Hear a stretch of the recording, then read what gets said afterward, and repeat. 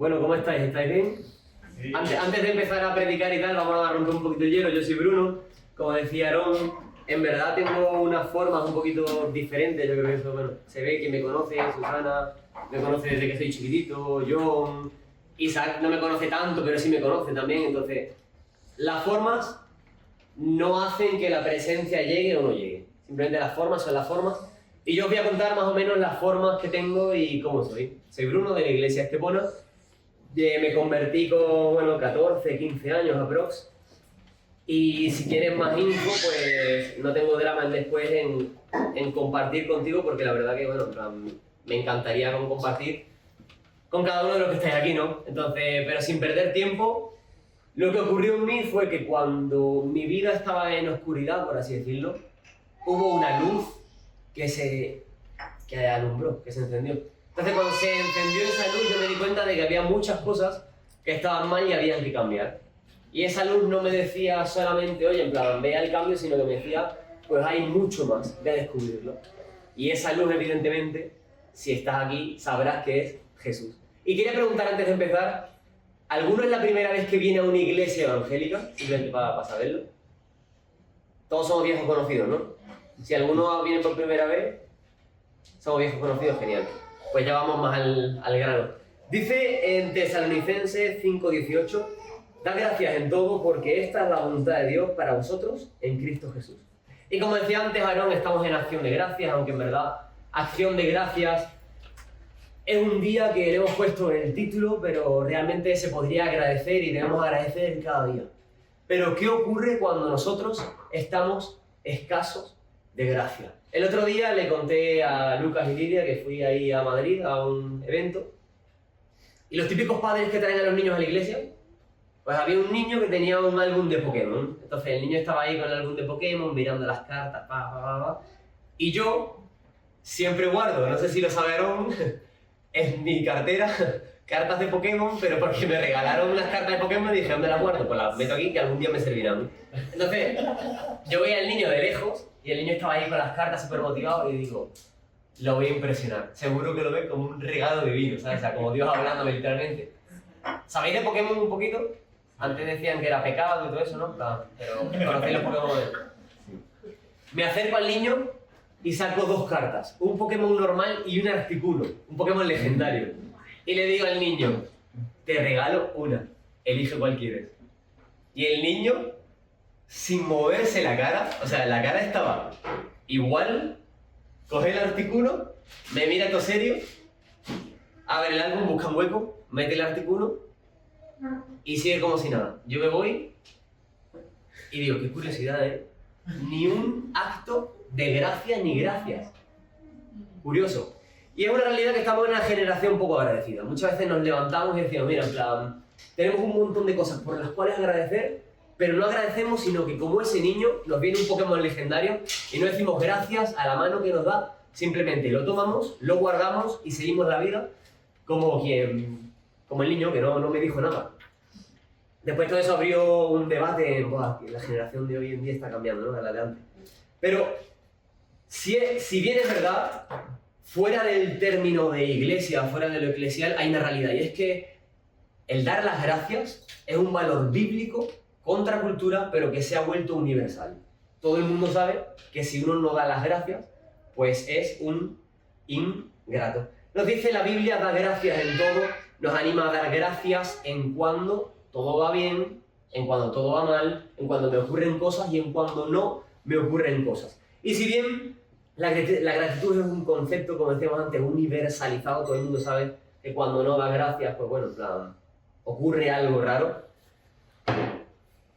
Como concepto, es reconocer los beneficios recibidos de otras personas. Y en el latín antiguo, cuando vamos a la antigüedad, viene de una palabra que es súper curiosa, porque es gratia, que implica la gracia. Venía de las lenguas romances, las cuales expresaban que en ese concepto de gratia había un regalo recibido o una bondad recibida. Y para no divagar más entre las cosas que me pasan, me ocurren o nos pasan, te quiero contar una historia que se encuentra en Lucas 17, 11, 19. Esta historia nos habla de cuando el recibir la gracia de Dios nos puede hacer escasos de gracia. A pesar de tenerlo todo, muchas veces recibimos gracia de Dios, pero eso nos hace escasos de gracia. ¿Por qué? Vamos a leer. Un día, siguiendo su viaje a Jerusalén, Jesús pasaba por Samaria y Galilea. Cuando estaba por entrar en un pueblo, salieron en su encuentro 10 hombres que tenían enferma la piel.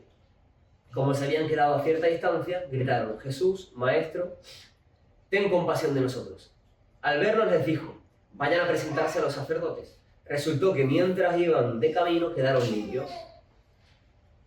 El percal es que hay gente que estaba con lepra y desde lejos grita: Jesús, ten compasión de nosotros. Y lo que ocurre es que Jesús, como era Dios, como tiene poder, si leo esto implica que esto puede pasar hoy aquí en esta iglesia, o sea, si estás enfermo puedes sanar, si estás con dudas te pueden ser contestadas. Pero aquí lo que ocurrió fue lo siguiente, que dijo: id a presentaros a los sacerdotes, y ellos, dice que iniciaron su viaje hacia los sacerdotes. Resultó que mientras iban de camino ocurrió algo, y es que quedaron limpios. Entonces, uno de ellos, al verse ya sano, regresó alabando a Dios, dando grandes voces.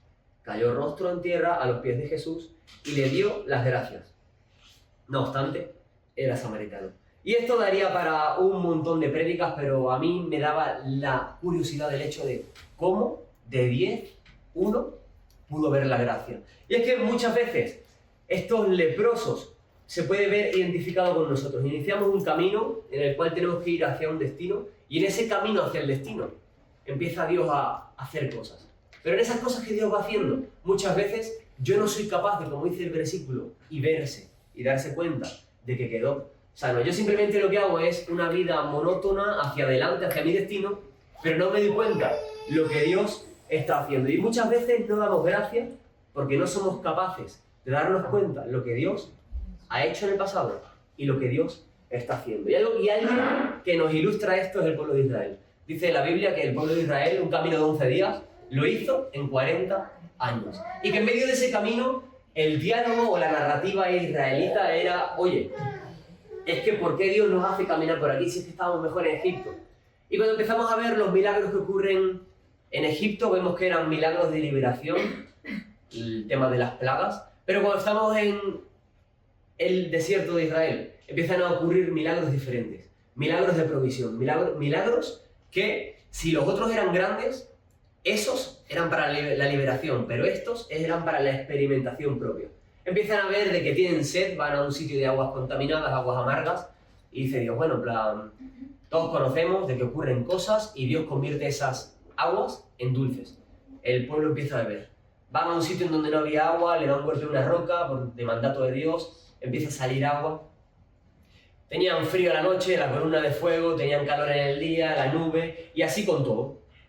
Hay un montón de milagros en el desierto. Y a pesar de eso, el pueblo de Israel era un pueblo pobre, un pueblo desagradecido, porque no veía lo que Dios estaba haciendo, sino que se mantenía diciendo que lo anterior había sido mejor. Entonces, cuando nosotros vamos caminando, muchas veces no hacemos lo que nos dice en Salmos, que es: estad quieto y conoced que yo soy Dios. Ahora yo te quiero preguntar, que no hace falta que me respondas, tampoco quiero que esto sea una tertulia, si uno quiere opinar algo, no hay drama, se puede hacer.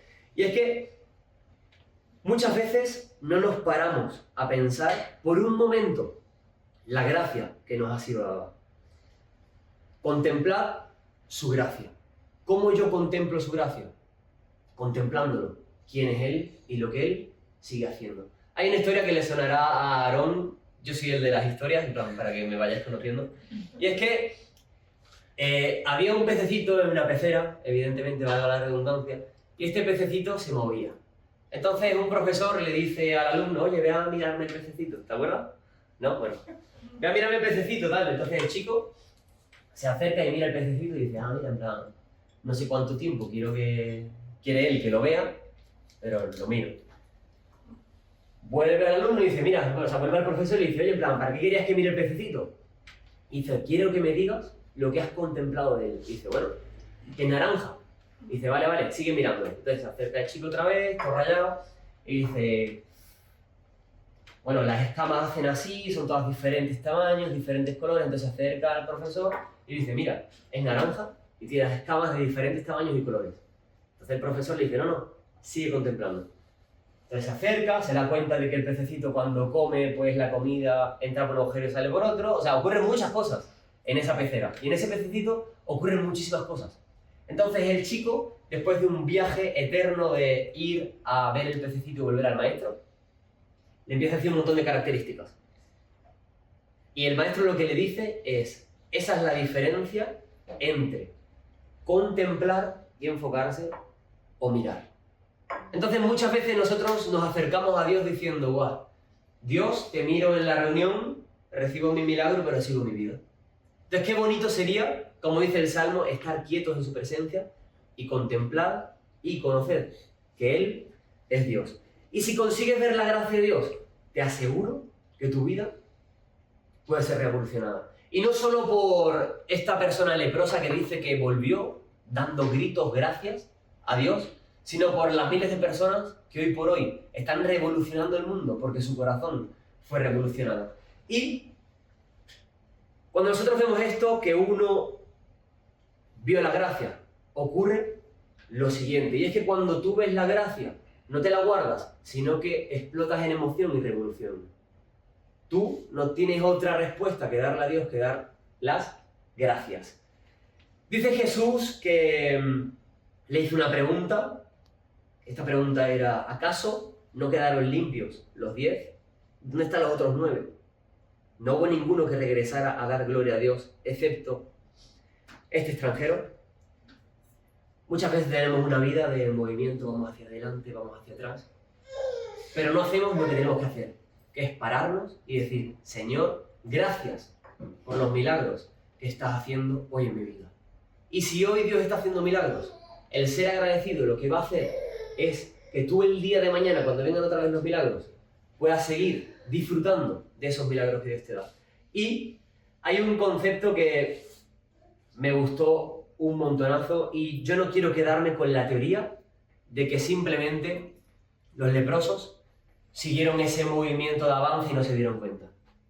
La teoría que más me cierra y que más humana es que los leprosos eran unos desagradecidos o unos desgraciados. Y muchas veces nosotros nos ocurre lo mismo, que somos unos desgraciados, pero porque somos humanos, somos condición rota, estamos rotos por dentro y eso nos hace que muchas veces no demos las gracias a Dios.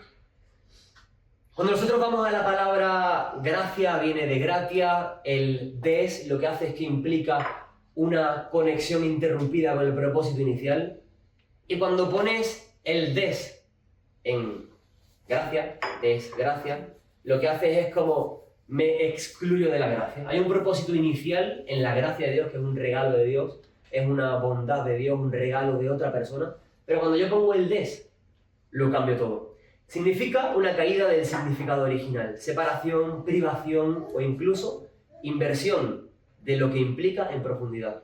Y ante la gracia, estos leprosos fueron desgraciados.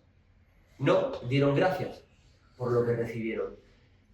Se hicieron estériles al agradecimiento. Por eso no fueron capaces de agradecer ante el regalo de Dios. Y es curioso porque 10 recibieron gracia, recibieron su milagro, pero 1 dio las gracias. ¿Y qué ocurriría si nosotros el valor del dar gracias lo empezamos a comunicar a todos los demás? Lo que ocurre es lo siguiente. Yo estoy estudiando psicología, ya se lo contaba ahí a Lidia, y hay una cosa súper interesante que dice que el agradecer pues al final genera cosas en uno de que uno pues está más feliz. Ella lo podría explicar mejor, porque yo estoy primero. Pero sí que es verdad que hay una frase, por soltar frases célebres, y es que el agradecer las pequeñas cosas te hace grande. Qué bonito sería un mundo en el que todos empezasen a dar las gracias. Un valor bíblico latiendo en el corazón de cada persona. La vida cambiaría mucho, porque la gente empezaría a valorar, como decía Ron, capaz tengo agua fría, pero tengo salud para levantarme y ducharme con agua fría. Capaz tengo una comida que no es de mucho de mi agrado, pero gracias a Dios, porque en otros países no tienen que comer. Lo típico, pero capaz tengo mi iglesia que tengo mal feeling con alguno que otro, pero gracias a Dios, porque tengo una iglesia.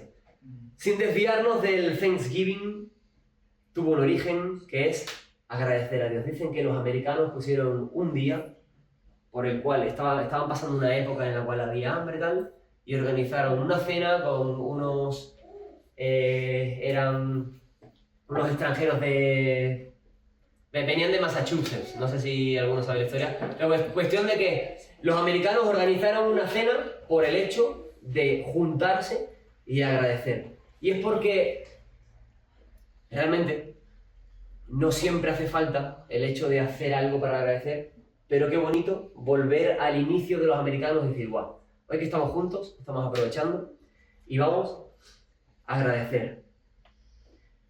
La gracia a ellos no le costó nada recibirla. Ellos simplemente dieron una voz desde lejos y dijeron, Señor, por favor, sáname. Y Dios le dijo, oye, vete para allá. Y cuando fueron para allá, pues quedaron sanos. O sea, a ellos no le costó nada. Le costó capaz, como quien dice, obediencia, pero tampoco una obediencia tan costosa porque era ir hacia un sitio. Pero a Jesús le costó todo. Hay uno que dio la gracia por medio de una cruz. Y si hoy no tienes motivos de agradecer, no tienes motivos para agradecer, que sería peligroso, te quiero dar un motivo para que puedas agradecer. Y es que tienes el valor de una cruz y el valor de uno que se hizo hombre para que no todos mueran, sino que por esa muerte todos tengamos vida. Y cuando Efesios nos habla de el agradecimiento en 6:4 al 5, nos dice, pero Dios, que es rico en misericordia, por su gran amor por nosotros, nos dio vida con Cristo. Aun cuando estábamos muertos en pecados, por gracia ustedes han sido salvos. A esto es curioso porque nosotros somos salvos por gracia. Pero cuando Jesús termina su discurso ante estos leprosos, le dice lo siguiente, y es, levántate y vete, dijo al hombre, tu fe te ha sanado. Y cuando hablamos de sanación, hablamos de algo mucho más profundo. Hablamos de identidad, propósito, que viene sobre la gracia de Dios recibida.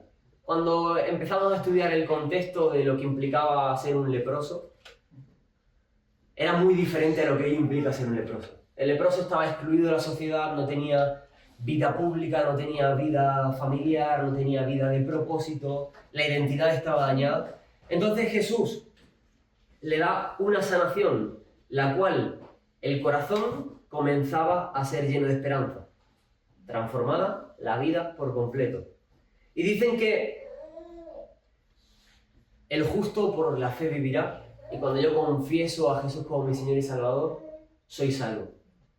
Este leproso, cuando se habla de la salvación que él tuvo, aparte, o sea, la sanidad que él tuvo, habla también de una sanidad social. A nivel social, el leproso podía comenzar a hacer cosas que antes no estaba haciendo. Y capaz tú me dices, Bruno, ¿qué tiene que ver conmigo si yo capaz no estoy malo, no tengo ninguna dolencia?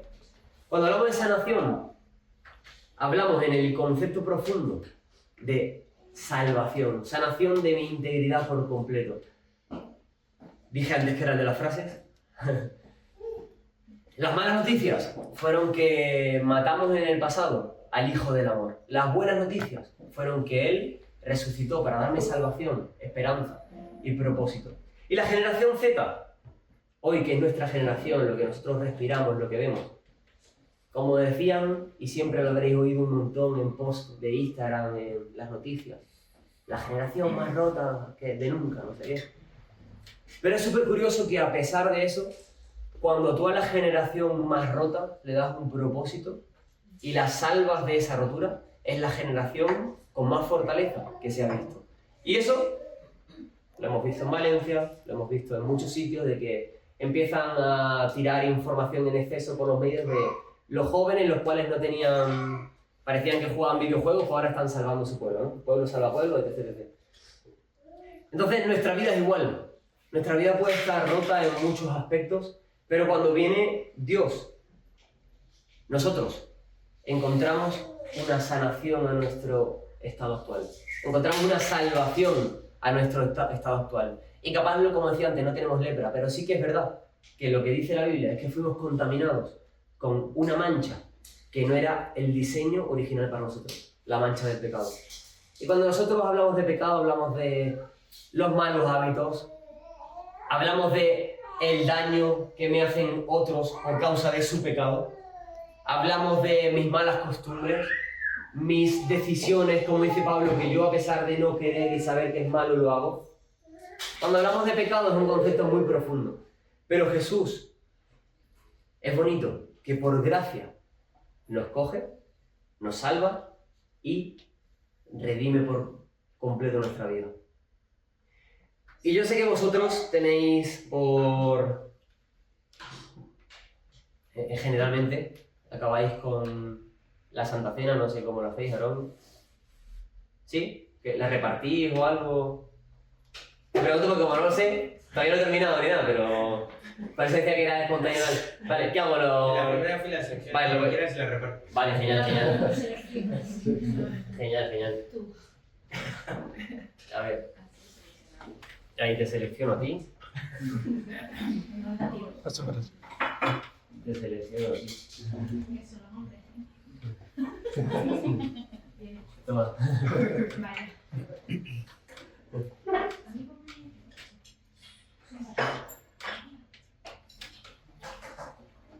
Nuestra vida es igual. Estamos contaminados por el pecado. Capaz no somos leprosos, pero sí que, como decíamos antes, tenemos vidas que han estado rotas y han sido restituidas, sanadas, salvadas por la gracia de Dios. Y cuando nosotros empezamos a contemplar más a Dios, vemos características de Dios, como que Dios es un Dios de gracia. Y en 1 Corintios 11, 23, 26, Pablo nos explica lo que es la gracia de Dios. En estos versículos dice que yo recibí del Señor lo mismo que les transmití a ustedes. Que el Señor Jesús, la noche en que fue traicionado, tomó pan y después de dar las gracias, lo partió y dijo: esto es mi cuerpo entregado por ustedes. Hagan esto en memoria de mí. De la misma manera tomó la copa después de cenar y dijo: esta copa es mi nuevo pacto, es mi sangre. Hagan esto cada vez que beban de ella en memoria de mí. Porque cada vez que comen de este pan y beben de esta copa, proclaman la muerte del Señor hasta que Él venga.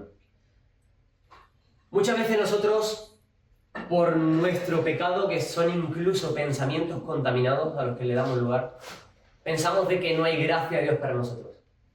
Y si hoy estás en esa situación, porque eso le puede pasar a cualquiera, normalicemos eso, te quiero decir que es mentira, porque sí hay gracia de Dios para ti.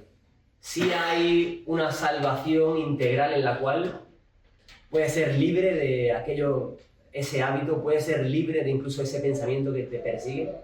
O sea, la cosa es que puedes ser libre. Pero también, volviendo al inicio de toda la historia, Jesús le da una demanda a este leproso y es: vete, has sido sano. Pero vete viviendo continuamente la gracia. ¿Qué quiero decir con esto? Que iniciaba la historia diciendo que Él se dio. Qué feo sería que Él se vaya sano, se vaya salvo y se olvide de lo que hubiese pasado. Y empieza a decir: es que yo era así, yo era tal, yo era cual. Y acabe volviendo a ese estado, siendo que Jesús lo había hecho todo nuevo. Cuando nosotros hablamos de gracia, hablamos de un regalo inmerecido. Un regalo que es para todos los que quieren y son hijos de Dios. ¿Por qué digo quieren? Porque al final uno tiene que aceptar, como decía Efesios, de que Él es mi Señor y mi Salvador. Y cuando tú aceptas, ahí la cosa cambia. Entonces, hay gracia para todos, hay gracias para ti, gracia para el que tienes al lado. Pero de nuestra parte del tejado está la bola de decir: oye, quiero ser agradecido, porque por gracia he sido salvo. Y cuando nosotros vemos este pan y esta copa, lo que recordamos es la gracia de Dios en una cruz por nosotros pecadores que no merecíamos. Cuando miramos el pan y la copa, lo que recordamos es un significado mucho más profundo de que puedo comenzar a vivir de una forma nueva si todavía no lo he hecho. Puedo entender de que el regalo es Dios haciéndose hombre para morir por mí y establecer una amistad con el ser humano. Dice que por gracia Yo puedo acercarme al trono y obtener el oportuno socorro. Que si necesito algo, puedo acercarme a Dios con confianza. Y Dios, el creador de todo el mundo, de todo el universo, va a estar atento a mí, diciéndome, amigo mío, ¿qué te pasa? Entonces cuando nosotros vemos el pan y la copa, lo que vemos y recordamos, como dice la Biblia, es un cuerpo partido en nuestro lugar. Tuyo era el lugar de la cruz, mío era el lugar de la cruz. Pero qué bonito el decir, Señor, quiero darte gracias, porque a pesar de que capaz no entienda lo que estoy viviendo, capaz no entienda lo que me ha pasado, capaz no entienda por qué tengo este pecado, no lo entiendo, pero sobre mi entendimiento está la gracia dominando. Entonces lo que quiero hacer hoy es, esta no es una prédica emotiva, sino que es una conversación profunda, intencional y decisiva. Porque tú cuando salgas por aquí, te vas a ocurrir cosas que te van a querer robar el gracias a Dios. Vas a encontrarte cosas que te van a querer robar, como quien dice, el agradecimiento a Dios. Y si te roban el agradecimiento a Dios, quiero decirte algo súper feo, y es que vas a ser un desgraciado. Porque de la gracia que Dios te da, te vas a bajar, vas a dejar a un lado, y vas a decir literalmente con tus actos, esto no va conmigo. Entonces, ¿qué os parece si cerramos los ojos por un segundo y pensamos en el pan y la copa? Lo que significa decir, Señor, muchas gracias porque tú moriste por mí. Señor, muchas gracias porque tú no solo lo hiciste con los leprosos, sino que lo vienes haciendo conmigo día a día.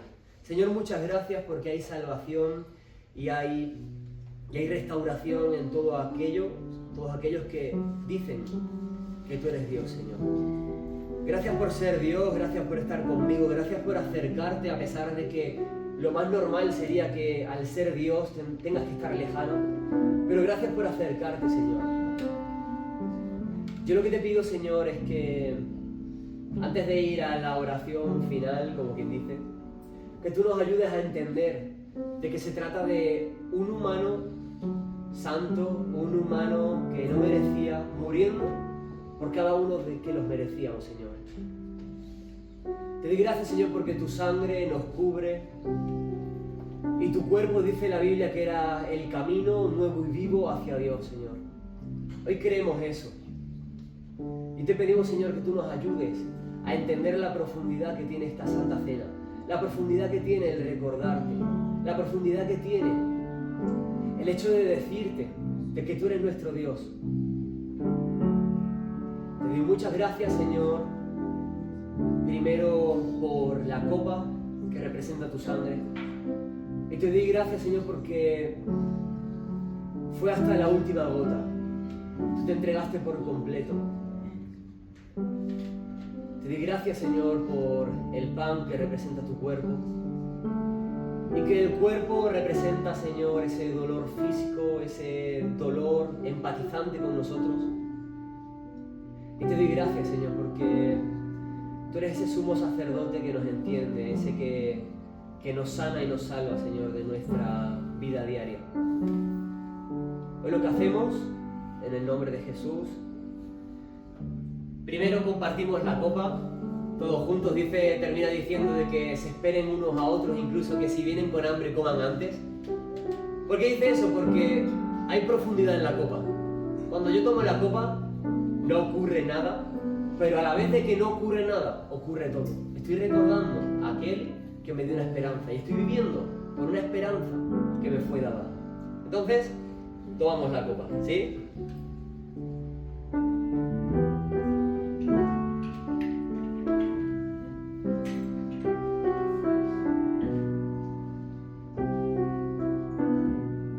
Hasta la última gota, no la copa, sino que fue la sangre de Dios en la cruz.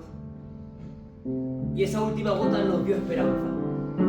Pero esa sangre que era necesaria poner en el altar, poner ante Dios, es curioso que venía en un envoltorio.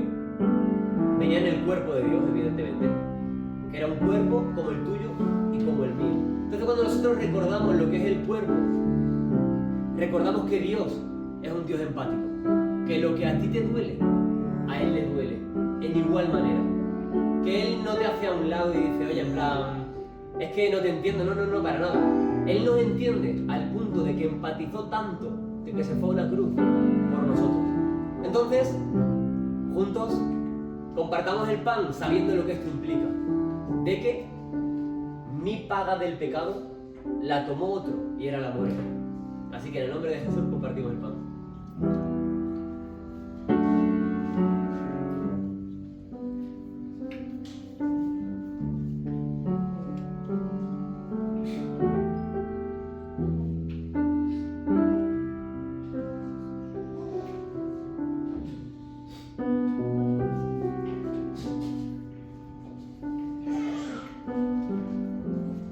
Señor, te damos gracias porque tú eres bueno. Y te damos gracias, Señor, porque ahora estamos quietos contemplándote. Diciendo que tú eres Dios, recordando, Señor, esta narrativa profunda de que tú pusiste para darnos la vida. Te invito a que ahí donde estás puedas cerrar los ojos un momento y decir: Dios, gracias por lo que tú has hecho. Dios, gracias porque en tu sangre encuentro y en tu cuerpo esa restauración, esa esperanza de que puedo cambiar. Dios, gracias. Yo no sé qué tienes que agradecerle a Dios, pero di hoy: Señor, gracias. No quiero ser un desgraciado, sino que quiero montarme encima de la gracia y valorarla día a día. Quiero ser un agraciado que valora los regalos de Dios, que valora la sanidad de Dios, que valora cómo Dios me da esperanza día a día. Así que cierra los ojos un segundo y di: Señor, gracias.